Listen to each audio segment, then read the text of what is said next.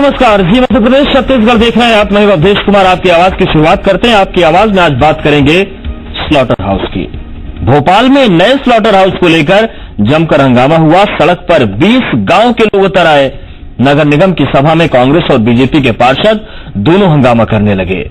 सड़क पर बीजेपी के विधायक रामेश्वर शर्मा खुद प्रदर्शनकारियों का नेतृत्व करने लगे। राज्यपाल को ज्ञापन सौंपा। तो आखिर माना क्या जाए कि बीजेपी के मेयर के प्रस्ताव के खिलाफ बीजेपी के पार्षद और विधायक का खड़ा होना संगठन के अंदर क्या हंगामे की तस्वीर है, या फिर प्रस्ताव नए स्लॉटर हाउस का प्रस्ताव रद्द हो जाने के पहले ही हंगामा फिक्स हो गया था? इसी मुद्दे पर आज हम चर्चा करेंगे, लेकिन पहले एक रिपोर्ट देखिए जो 4 कसौटियों पर परखी गई है। मौके पर रिपोर्टर, तकनीकी विश्वसनीयता, एक्सपर्ट की राय और अलग अलग स्रोत।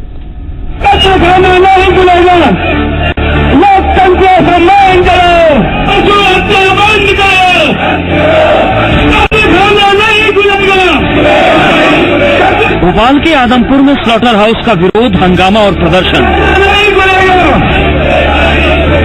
नगर निगम और मेयर के खिलाफ बीजेपी के विधायक भी सड़क पर उतर आए।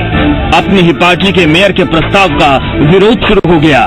क्या बीजेपी के अंदर भी घमासान छिड़ा हुआ है, या मेयर से हुजूर विधायक रामेश्वर शर्मा की तलखी लंबे अरसे के बाद और बढ़ गई है? कहीं पूरा हंगामा फिक्स तो नहीं? दरअसल नगर निगम परिषद की बैठक में आदमपुर छावनी में बन रहे स्लॉटर हाउस को लेकर बीजेपी और कांग्रेस के पार्षदों ने जमकर हंगामा किया। इसके बाद स्लॉटर हाउस बनाने का प्रस्ताव रद्द कर दिया गया, लेकिन इससे पहले मेयर का सड़क पर घेराव हुआ। खुद बीजेपी के विधायक रामेश्वर शर्मा विरोध दर्ज कराने सड़क पर उतर आए। हम सबकी दिलों की आवाज ये है कि कहीं भी आधुनिक कत्ल खाना न खोले। माना ही जा रहा है कि रामेश्वर शर्मा का सड़क पर उतरना बीजेपी की अंदरूनी राजनीति का हिस्सा है। कांग्रेस के नेताओं की माने तो रामेश्वर शर्मा और मेयर आलोक शर्मा की आपस में नहीं बनती और आपसी तल की स्लॉटर हाउस के बहाने सड़क पर उतर आई।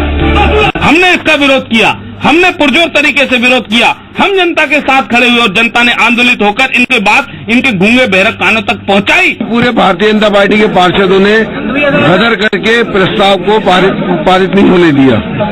हमारी भी मंशा यही थी, लेकिन उस पर चर्चा चाहते थे हम। लेकिन बीजेपी अंदरूनी तलखी पर इनकार करती है।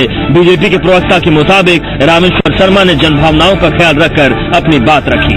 तो अगर कोई विधायक जनता के पक्ष को रख रहा है तो विधायक के नाते उनका कर्तव्य है, और उस पर उनका क्या पक्ष है वो विधायक की टिप्पणी कर सकते हैं। लेकिन सवाल यह है कि पिछले 3 सालों से स्लॉटर हाउस को लेकर मामला कभी कोर्ट तो कभी निगम और कभी सरकार के पाले में जाता रहा, लेकिन तब तक प्रस्ताव रद्द नहीं हुआ। और अचानक अपनी ही पार्टी के नुमाइंदे ने सड़क पर लोगों का साथ दिया और प्रस्ताव रद्द कैसे हो गया? कहीं पूरा हंगामा फिक्स तो नहीं था? हालांकि कांग्रेस इस मामले में लोगों से बातचीत करके मसला सुलझाने के पक्ष में थी। आम व्यक्ति की भागीदारी उसमें करनी चाहिए। जो लोग इससे प्रभावित हो रहे हैं उनसे चर्चा की जानी चाहिए। एक सर्वदलीय ही नहीं, एक ऐसे पूरे शहर के प्रबुद्ध नागरिकों की एक कमेटी बना के उस पर चर्चा करनी चाहिए। अब जो भी हो, लेकिन एक बात तो तय है कि रामेश्वर शर्मा का सड़क पर प्रदर्शन पार्टी के अंदर घमासान के संकेत हैं, और अगर ऐसा नहीं है तो फिर हंगामा फिक्स हो सकता है। हालांकि इससे भी इनकार नहीं है कि जनभावना रामेश्वर शर्मा को सड़क पर खींच लाई होगी। भोपाल से विवेक पटैया के साथ ब्यूरो रिपोर्ट, जी मीडिया। तो सवाल यही है कि कत्ल खाने पर जो हंगामा हुआ और जो लंबे वक्त से चीजें चली आ रही हैं, उनके पीछे सियासत कितनी है और इस सियासत के मायने क्या है? कुछ खास मेहमान हमारे साथ जुड़ रहे हैं, उनका रुख करेंगे। सुरजीत सिंह चौहान, अध्यक्ष नगर निगम भोपाल, विभा पटेल, प्रवक्ता कांग्रेस, और शांतनु सक्सेना, पर्यावरण कानून एक्सपर्ट। आप तीनों मेहमानों को बहुत स्वागत है। चौहान साहब, सबसे पहले आपके पास आएंगे। अगर हम बीते कुछ समय में जाएं, फरवरी में 20 गांव के लोगों ने विरोध किया, निगम पर कोई फर्क नहीं पड़ा, सरकार पर कोई फर्क नहीं पड़ा। मार्च में इसी स्लॉटर हाउस के विरोध में गांव वालों ने होलिका जलाई, किसी को कोई फर्क नहीं पड़ा। मई में मंत्रियों के बंगले का घेराव किया गया, किसी को कोई फर्क नहीं पड़ा। सर, आज कुछ घंटों का हंगामा हुआ, प्रदर्शन हुआ, और उसके बाद सबकी आत्मा की आवाज बदल गई। फिक्स था क्या मैच?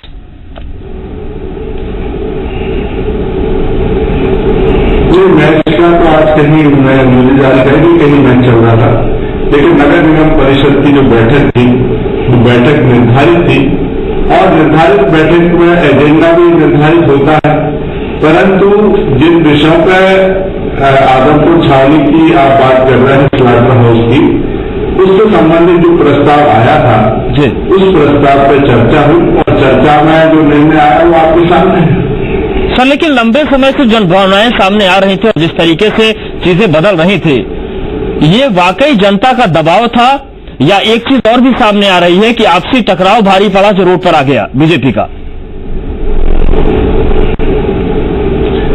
देखिए, निश्चित रूप से जब मैं वहां अध्यक्ष की असंधि पर होता हूं तो मेरे लिए कांग्रेस भाजपा नहीं होते, लेकिन सामने जो पार्षदगण होते हैं उनके पीछे 20,000, 30,000, 25,000 की संख्या मुझे जरूर दिखती है कि वो चुने हुए जनप्रतिनिधि हैं, जन भावनाओं का सम्मान जनप्रतिनिधि लोग करते हैं और उनके पीछे कहीं ना कहीं उनकी वार्ड की जनता भी होती है। और चूंकि जनप्रतिनिधि वहां पर बैठे हुए हैं और उन जनप्रतिनिधियों की बात को सुनना, समझना, फिर बहुमत या सर्वसम्मति के आधार पर निर्णय करना, ये परिषद का प्रायः नियम होता है। और मैं समझता हूं कि बाहर क्या हो रहा है इससे परिषद को शायद उतना मतलब नहीं है जितना नगर निगम परिषद के अंदर पार्षदों की भावनाएं क्या है, पार्षदों का बहुमत क्या है, पार्षद किस बात को चाहते हैं, उसको सुनना, समझना और निर्णय करना, ये परिषद का काम है। ठीक है विभा पटेल जी, स्लॉटर हाउस की अगर बात करें तो भोपाल के स्लॉटर हाउस को लेकर एक लंबी सियासत चली आ रही है, लेकिन जिस तरीके से आज पूरा घटनाक्रम बदला, किस तरीके से कांग्रेस देख रही है इसको?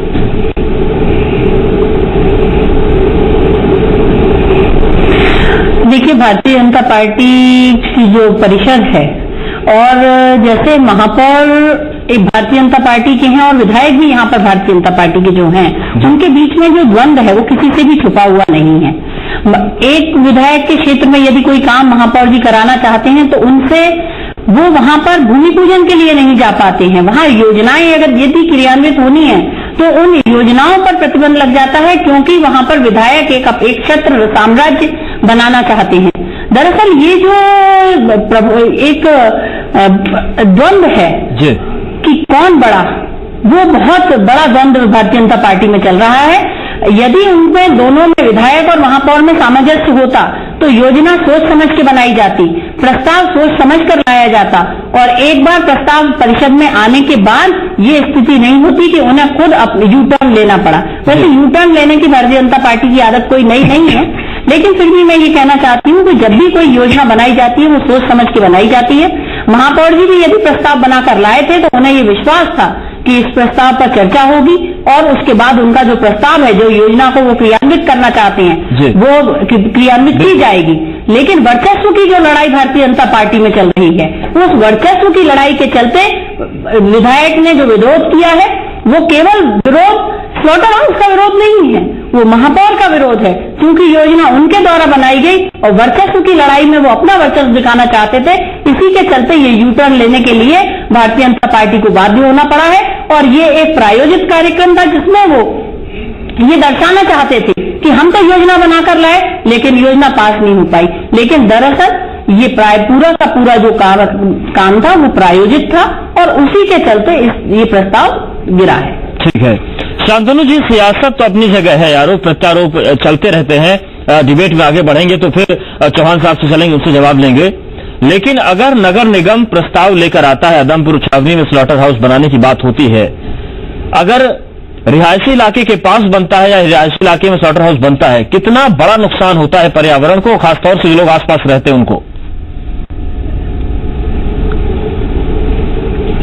देखिए, जो ये मैटर है ये विनोद कोरी के नाम से एक पिटीशन फाइल हुई थी एनजीटी भोपाल में, जिससे भोपाल स्लॉटर हाउस का मैटर पूरा उठ के आया और इसके पहले सुप्रीम कोर्ट एक डिटेल्ड गाइडलाइंस दे चुका है कि किस तरीके से आपको एक स्लॉटर हाउस चलाना है। उसमें जानवरों की मंडी कहाँ लगेगी, कैसे लगेगी, एबेटर कैसा होगा, उसका जो वेस्ट है उसका डिस्चार्ज कहाँ होगा, ये सब चीजें उस गाइडलाइंस में थी। जब उस गाइडलाइंस के ऊपर एग्जिस्टिंग स्लॉटर हाउस को स्क्रूटनाइज किया गया तो पाया गया कि ये जो लोकेशन है इसकी पर्टिकुलरली ये इसके लिए सुटेबल नहीं है। गौर की बात ये भी है कि जो भोपाल का मास्टर प्लान है उसमें स्लॉटर हाउस को यहाँ से हटाने की बात 95 से कही जा रही है कि इसको इनॉक्शियस इंडस्ट्रियल एरिया में शिफ्ट किया जाए, यहाँ से हटके जो एग्जिस्टिंग स्लॉटर हाउस है यहाँ से हटके। और आदमपुर छावनी का जो एरिया है वो एक इनॉक्शियस इंडस्ट्रियल एरिया की जोन बेल्ट में आता है, तो इसलिए वहां पे उसको शिफ्ट करने की बात चली।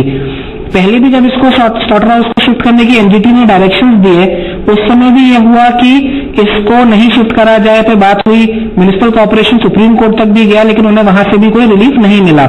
उसके बाद में ये लोग टाइम बढ़वाते रहे हैं अलग अलग तरीकों से एनजीटी भोपाल में, और समय मांगते रहे कि हम एक क्लस्टर अप्रोच के साथ में आ रहे हैं, हम स्लॉटर हाउस को आदमपुर छावनी में शिफ्ट करेंगे। आदमपुर छावनी में स्लॉटर हाउस के लिए टेंडर भी हो चुका है, साथ में आदमपुर छावनी में लैंड एक्विजिशन की एक्सरसाइज भी हो गई है, कुछ स्कूल को शिफ्ट करना था वो भी शिफ्ट हो चुका है। यूएडीडी से लोग आके एफिडेविट दे चुके हैं, बीएमसी से लोग एफिडेविट पे फाइल कर चुके हैं कि हम इसको वहां शिफ्ट कर रहे हैं। इतनी पूरी प्रोसेस करने के बाद में अगर आप वहां से शिफ्ट करने के लिए हटते हैं, साथ में ये भी हुआ कि आदमपुर छावनी के लोग भी एनजीटी आए और उनने भी वहां पे अपनी चीज रखी कि हमारे यहाँ पे मत भेजिए। साथ में इसमें एक और क्लासिक चीज ये भी है कि जो एग्जिस्टिंग स्लॉटर हाउस जहां पे है, वहां पे जो लोग हैं वो उसको वहां रखना भी चाहते हैं, क्योंकि कई लोगों का बिजनेस उससे जुड़ा हुआ है, कुछ कम्युनिटीज के लोग हैं जो उसके आसपास रहते हैं, वो कहते हैं कि हमारा यहाँ पे चलने दीजिए, इसी को आप मॉडर्नाइज कर दीजिए।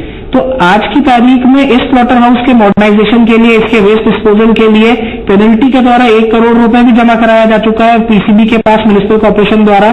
उस 1 करोड़ रुपए का अमाउंट इसके मॉडर्नाइजेशन और इसकी ट्रीटमेंट्स के लिए भी यूज हो रहा था। तो यहाँ पे अगर आप स्लॉटर हाउस बना के रखते हैं, अगर आप बहुत मॉडर्न स्लॉटर हाउस बना पाते हैं और उसे चला पाते हैं तो यहाँ पे हो सकता है, लेकिन उसमें डाउट की चीज यह है कि क्या हम चला पाएंगे। बिल्कुल, आशंका यही है कि क्या चला पाएंगे। सुरजीत सिंह चौहान जी, देखिए ये सवाल तो उठता है, जैसा कि शांतनु जी बता रहे हैं कि क्या चला पाएंगे। बहुत बड़े स्तर पर कार्रवाई आगे बढ़ गई थी, फिर चाहे जमीन के अधिग्रहण का मामला हो, स्कूलों को शिफ्ट करने का मामला हो, इतना सब कुछ करने के बाद आत्मा की आवाज जगती है निगम में महापौर की, और उसके बाद विधायक जी सड़क पर आ जाते हैं। सर क्या हुआ है, ये राजनीतिक तौर से चूक हो गई या प्लानिंग के स्तर पर फेल हुए, उसके बाद ये फैसला पलटना पड़ गया? देखिए, मैं समझता हूं जहां तक माननीय विधायक जी, माननीय महापौर जी के विषय में जो श्रीमती विभा पटेल जी ने कहा है, ऐसी कहीं कोई बात मुझे तो नहीं दिखती। और वास्तव में मैं समझता हूं कि बहुत सामंजस्य है, महापौर जी का सभी विधायकों के साथ सामंजस्य है, और इस बात के लिए कोई पूर्व महापौर जी का सर्टिफिकेट लेने की आवश्यकता नहीं। हमारी पार्टी के वरिष्ठ नेता ये सब देख रहे हैं, और चिंतन करना है तो कांग्रेस का चिंतन आज करने की आवश्यकता है। लेकिन जो आपने बात कही है कि निश्चित रूप से परिषद के अंदर जो विषय आया है, तो परिषद में मैंने कहा ना कि पार्षदों की भावनाओं के अनुरूप, और चूंकि वहां पर तो परिषद में ये देखना हमारा काम है, अभी कांग्रेस के ही हमारे बहुत सारे साथी हैं जिन्होंने इस बहुमत का, इस प्रस्ताव का विरोध किया है। और मैं तो गिरीश शर्मा जी को बधाई दूंगा, जब वो बोल रहे थे तो मैं बहुत ध्यान से उनको सुन रहा था, पूरा सदन सुन रहा था, और श्रावण मास और इस प्रकार की अनेकों बात उन्होंने करके इस प्रस्ताव का भारी विरोध किया। अमित शर्मा जी ने विरोध किया, भारतीय जनता पार्टी के पार्षदों ने विरोध किया, और कांग्रेस के भी काफी साथियों ने इसका विरोध किया। तब मैंने बहुमत के आधार पर अपना निर्णय सुनाया। ठीक है सर, लेकिन सवाल यह है, विरोध तो हुआ, लेकिन जब पार्षदों से सहमति लेनी थी, सबकी सहमति बन जाती, उसके बाद सारी कार्रवाई बढ़नी थी। उसके पहले ही सर अधिग्रहण हो गया, चीजों को शिफ्ट कर दिया गया, सारी तैयारी कर दी गई, फिर प्रस्ताव आता है और उसके बाद गिर जाता है।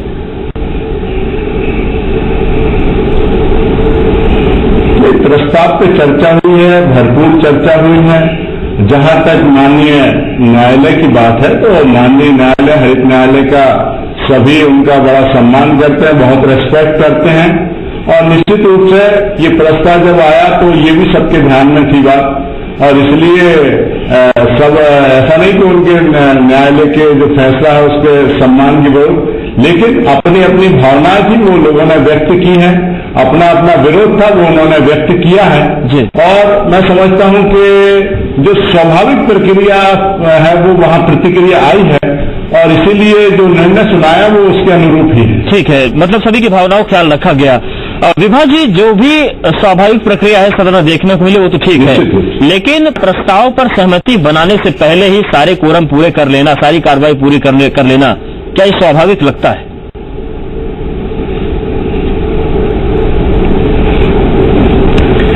देखिए, इसमें ये यदि तो मैं पहले भी ये बात कह चुकी हूँ कि यदि योजना बनाई जाती है तो पूरा प्लानिंग करके उसे सोच समझकर क्रियान्वित करने का प्रयास करना चाहिए। यदि योजना के लिए भूमि अधिग्रहित कर ली गई, यदि वहां से जो स्कूल शिफ्ट होना है वो भी कर लिया गया, आप एक और तो सारी औपचारिकताएं पूरी कर रहे हैं, दूसरी तरफ आप इस बात को ध्यान नहीं दे रहे कि जो आपने शिफ्टिंग में जो पैसा लगा रहे हैं वो भी जनता का पैसा है।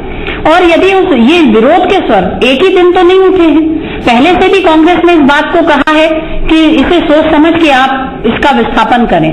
वहां के लोगों के साथ कांग्रेस तब भी खड़ी रही थी। लेकिन मेरा ये कहना है कि बात विरोध की जो हो रही है, विरोध अपनी जगह है और योजना को लाना, बिना सोचे समझे किसी योजना को बनाना क्या ठीक है? और यदि बिना सोचे समझे योजना बनी थी तो इसके लिए जिम्मेदार कौन है? और यदि सोच समझकर बनी थी तो तब उसका क्रियान्वयन प्रारंभ किया जाना चाहिए था। मेरा ये मानना है कि जनभावनाएं जो हैं वो आज जनभावनाएं नहीं तैयार हुई, वो पहले भी थी। इसीलिए दूसरी जगह पर भी यदि उसे प्रस्तावित करना है तो उसका भी सर्वे किया जाना चाहिए था। जो लोग इससे प्रभावित हो रहे हैं उनसे चर्चा की जानी चाहिए। जो लोग जहां आप इस स्लॉटर हाउस को लेकर जा रहे हैं वहां के रहवासियों की क्या भावना है उससे भी चर्चा की जानी चाहिए और उसके बाद सोच समझकर किसी भी योजना को लागू करना चाहिए। लेकिन ये ना होकर आज आप देखें, ये बात पहली बार नहीं हुई है किसी योजना के साथ। पहले स्मार्ट सिटी की जब बात हुई तब भी बिना सोचे समझे जिस तरह से स्मार्ट सिटी का एक रूप भोपाल में प्रस्तावित कर दिया गया और उसका विरोध हुआ, उसके बाद भारतीय जनता पार्टी को पीछे कदम करके फिर दूसरी जगह पर उसको ले जाना प्रारंभ किया। बात ऐसे हुई जैसे कहीं नई स्मार्ट सिटी बनाई जाएगी घोषणा पत्र में, लेकिन जब स्मार्ट सिटी की बात आई तो जो पहले से ही स्मार्ट है वहीं पर उसको क्रियान्वित कर रहे थे। दरअसल योजनाएं जो बनाई जा रही हैं वो बिना सोचे समझे बनाई जा रही हैं और भूमि का अधिग्रहण करने में जो पैसा लगा वो भी जनता का ही पैसा था, योजना में जो पैसा लगना है वो भी जनता का पैसा है। तो जनता के पैसे को आप बिना सोचे समझे कैसे किसी जगह पर खर्च कर सकते हैं? इसका सीधा सीधा अर्थ यही है कि जो योजना बनाई जा रही है या तो बिना सोचे समझे बनाई जा रही है या फिर जो एक प्रायोजित कार्यक्रम के तहत ये योजना कैसे खत्म की जाए इसका श्रेय लेकर स्लॉटर हाउस की शिफ्टिंग अन्य स्थान पर हमने नहीं होने दी। इसलिए भारतीय, क्योंकि कांग्रेस विरोध कर रही है, कहीं उसकी शिफ्टिंग का श्रेय न होने देने का श्रेय कांग्रेस को न चला जाए, इसलिए भारतीय जनता पार्टी के विधायक भी वहां खड़े हो गए।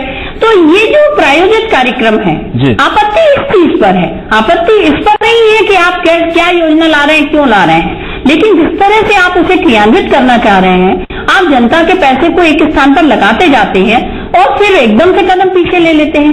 तो आखिर ये योजना ऐसी बनती क्यों है?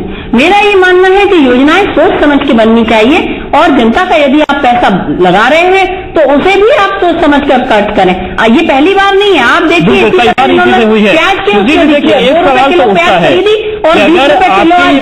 विधायक अपने निगम और अपनी सरकार के खिलाफ मोर्चा खोल दें, सड़क पर आ जाए, ये स्थिति बिल्कुल भी स्वाभाविक नहीं है सर। आज स्थिति बनती है जैसा कि विभा जी कह रही हैं कि प्रशासनिक इसे दूरदर्शिता माने या वाकई कुछ प्रायोजित था। खिलाफ मोर्चा खोला